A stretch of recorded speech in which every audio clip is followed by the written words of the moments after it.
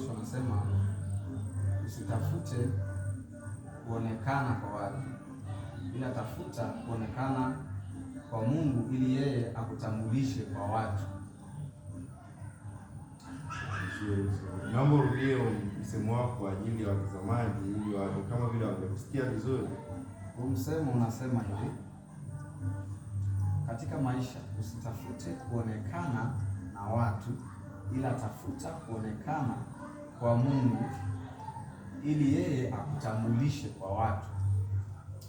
Bwana ndugu yangu, hivi unawashauri nini vijana ambao wako na uthubutu wa kufanya kitu lakini wanashindwa kutokana na sababu fulani, labda za kimazingira, labda za kiuchumi? Unawashauri nini?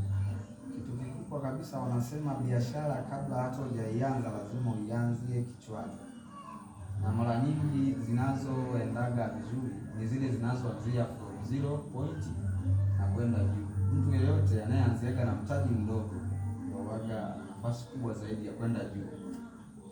Na wanasema katika maisha kadri unavyozidi kufeli ndio unazidi kujifunza, kwa sababu kwenye maisha hakikisha kwanza kila jambo linalokukuta, changamoto linalokukuta inakuacha na somo fulani ambalo wewe hilo somo unataka kupitia hiyo changamoto ujifunze ili uzidi kwenda juu zaidi.